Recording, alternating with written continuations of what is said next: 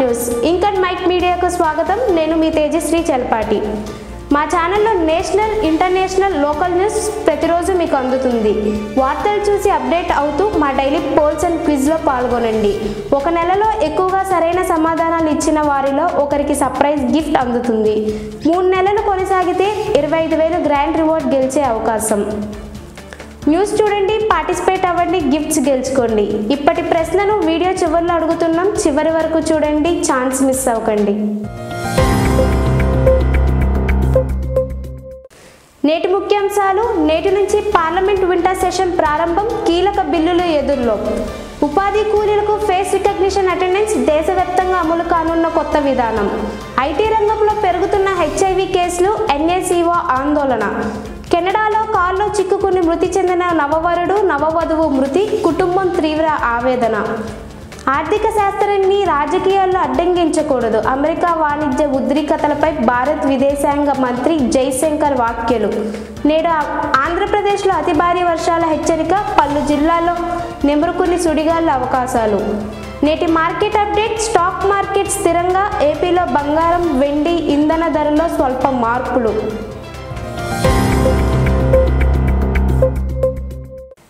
నేటి నుంచి parliament winter session ప్రారంభం. కీలక బిల్లులు ఎదురులో. దేశ రాజధాని ఢిల్లీలో నేటి నుంచి పార్లమెంట్ వింటర్ సెషన్ ప్రారంభం కానుంది. డిసెంబర్ 19 వరకు మొత్తం 15 రోజుల పాటు ఈ సమావేశాలు జరగనున్నాయి. ఈ ఉదయం 11 గంటలకు సెషన్ అధికారికంగా మొదలు కానుందని కేంద్రం ప్రకటించింది. ఈసారి ప్రభుత్వం ప్రవేశపెట్టబోతున్న బిల్లులు రాజకీయంగా చాలా ప్రాధాన్యత కలిగినవిగా భావిస్తున్నారు. ఇటీవల జరిగిన ఎన్నికల ఫలితాల నేపథ్యంలో ప్రభుత్వం తీసుకోబోయే నిర్ణయాలపై అందరి దృష్టి నిలిచింది. రాష్ట్రాల సమస్యలు, ఆర్థిక పరిస్థితి, అంతర్గత భద్రత వంటి అంశాల ప్రధాన చర్చలకు రావచ్చని అంచనా. ముగిసిన మునుపటి సెషన్లో పెండింగ్లో ఉన్న అనేక బిల్లులు ఈసారి ఆమోదం పొందే అవకాశాలున్నాయని వర్గాలు చెబుతున్నాయి. ప్రత్యేకంగా 14 జిల్లాల ప్రస్తావనపై కేంద్రం తీసుకోబోయే నిర్ణయం కూడా కీలకంగా మారబోతుంది. అదే సమయంలో SIR ప్రాజెక్ట్ వ్యవహారంపై ప్రభుత్వం తీసుకోబోయే స్పష్టమైన నిర్ణయం ప్రజల్లో ఆసక్తి రేకెత్తిస్తుంది. మొత్తం మీద ఈ వింటర్ సెషన్ రాజకీయంగా వేడెక్కే అవకాశం ఉందని నిపుణులు విశ్లేషిస్తున్నారు. ఉపాధి కూలీలకు ఫేస్ రికగ్నిషన్ అటెండెన్స్ దేశవ్యాప్తంగా అమలు కానున్న కొత్త విధానం. దేశంలో ఉపాధి హామీ పథకంలో కీలక మార్పులు చేపట్టేందుకు కేంద్ర ప్రభుత్వం ముందుకొచ్చింది. ఉపాధి కూలీల హాజరును ఖచ్చితంగా నమోదు చేయడానికి ఫేస్ రికగ్నిషన్ అటెండెన్స్ విధానాన్ని ప్రవేశపెట్టనుంది. ఈ విధానం ద్వారా హాజరు ప్రక్రియ మరింత పారదర్శకంగా మారుతుందని అధికారులు తెలిపారు. ప్రయోగాత్మక దశలో ముందుగా మున్సిపల్ జిల్లాల్లో ఈ పద్ధతిని అమలు చేయనున్నారు. తర్వాత మరో 2 జిల్లాల్లో కూడా ఈ ట్రయల్ను విస్తరించనున్నారు. పని స్థలంలో 10 మీటర్ల పరిధిలో ఉండగానే కూలీల అటెండెన్స్ నమోదు అవుతుందని ప్రభుత్వం తెలిపింది. రోజులో 2 సార్లు హాజరు నమోదు చేయవలసి ఉంటుందని నియమాలు స్పష్టం చేస్తున్నాయి. ఈ విధానం ద్వారా డూప్లికేట్ హాజరులు, తప్పుడు నమోదాలు పూర్తిగా తగ్గుతాయని అధికారులు నమ్ముతున్నారు. కూలీల చెల్లింపులు వేగంగా, ఖచ్చితంగా జరగడంలో ఇది సహాయపడుతుందని భావిస్తున్నారు. ఉపాధి పథకంలో ఉన్న సమస్యలు పరిష్కరించేందుకు ఈ కొత్త టెక్నాలజీ కీలక పాత్ర పోషించనుంది. రాబోయే 2 నెలల్లో దేశవ్యాప్తంగా పూర్తి స్థాయిలో అమలు చేసే అవకాశం ఉందని సమాచారం. ఈ నిర్ణయం కూలీలకు ప్రయోజనకరంగా మారుతుందని పథకం అమలు వర్గాలు అభిప్రాయపడుతున్నారు.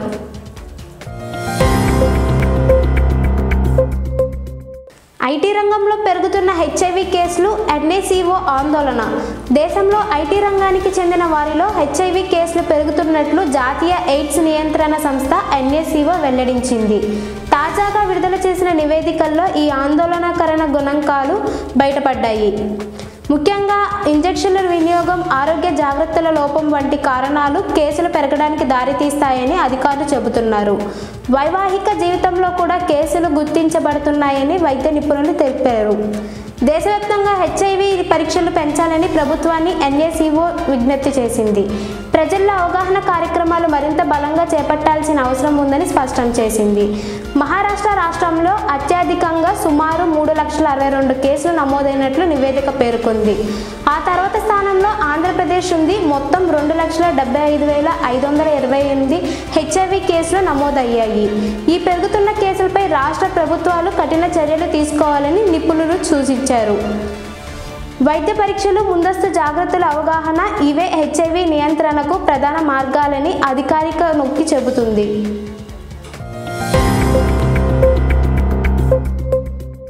కెనడాలో కారులో చిక్కుకుని మృతి చెందిన నవవధువు మృతి, కుటుంబం తీవ్ర ఆవేదన. కెనడాలో ఓ విషాదకర సంఘటన చోటు చేసుకుంది. భారత్ సంతతి చెందిన 30 ఏళ్ల నవవధువు మృతి చెందడంతో కుటుంబంలో తీవ్ర విషాదం నెలకొంది. బ్రిటిష్ కొలంబియా ప్రాంతంలోని వాంకూవర్లో ఈ ఘటన జరిగినట్లు పోలీసులు తెలిపారు. పెళ్లైన 1 నెల తరువాతే జరిగిన ఈ దుర్ఘటన అందరినీ కలిచివేస్తుంది. రాత్రి 24 గంటల పాటు కారులో చిక్కుకుని ఆమె ప్రాణాలు కోల్పోయినట్లు అధికారులు వెల్లడించారు. కారు తలుపులు లాక్ అయిన కారణంగా బయటకు రావడానికి ఆమెకు అవకాశం లేకుండా పోయిందని సమాచారం. స్థానికుల సమాచారం మేరకు పోలీసులు ఘటనా స్థలానికి చేరుకుని మృతదేహాన్ని వెలికి తీశారు. పోలీసుల ప్రారంభ దర్యాప్తులో ఇది ప్రమాద మరణంగా భావిస్తున్నట్లు తెలిపారు. మృతురాలి కుటుంబ సభ్యులు ఈ ఘటనపై తీవ్ర ఆవేదన వ్యక్తం చేశారు. పెళ్లైన తర్వాత కొత్త జీవితం ప్రారంభించబోతున్న వేళ ఇలా జరిగిపోవటం అంతకంతకు విషాదాన్ని పెంచుతుంది. మృతదేహాన్ని స్వదేశానికి తరలించేందుకు కుటుంబం ప్రయత్నాలు ప్రారంభించింది. ఈ ఘటనపై మరిన్ని వివరాలు వెల్లవేడే అవకాశం ఉందని అధికారులు చెప్పారు.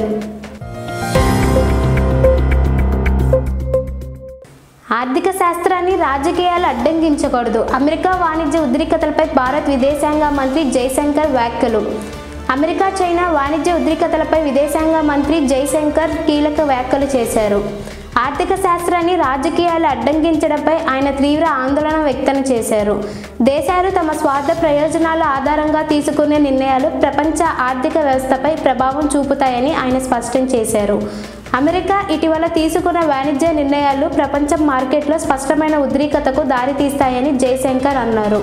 రాజకీయ ఒత్తిళ్ల వల్ల ఆర్థిక సంబంధాలు దెబ్బతినకూడదని ఆయన హెచ్చరించారు. ప్రపంచ దేశాలు పరస్పర విశ్వాసం, చర్చల ద్వారా సమస్యలను పరిష్కరించుకోవాలని సూచించారు. అమెరికా ఒక పక్ష నిర్ణయాలు ప్రపంచ ఆర్థిక వ్యవస్థను అస్థిరపరిచే ప్రమాదం ఉందని జైశంకర్ అభిప్రాయపడ్డారు. వాణిజ్య విధానాలు ఏ దేశానికైనా స్వాతంత్రమే, వాటి ప్రభావం ప్రపంచం మొత్తం మీద ఉంటుందని చెప్పారు. దేశాల మధ్య పరస్పర ఆధారిత ఆర్థిక సంబంధాలు రోజురోజుకు పెరుగుతున్నాయని ఆయన గుర్తు చేశారు. అందువల్ల ఏ నిర్ణయం తీసుకున్నా ఆలోచించి సమగ్రంగా పరిశీలించాల్సిన అవసరం ఉందని తెలిపారు. భారతదేశం ఎల్లప్పుడూ స్థిరమైన, సమతుల్యమైన ఆర్థిక విధానాలు ప్రోత్సహిస్తుందని జైశంకర్ పేర్కొన్నారు.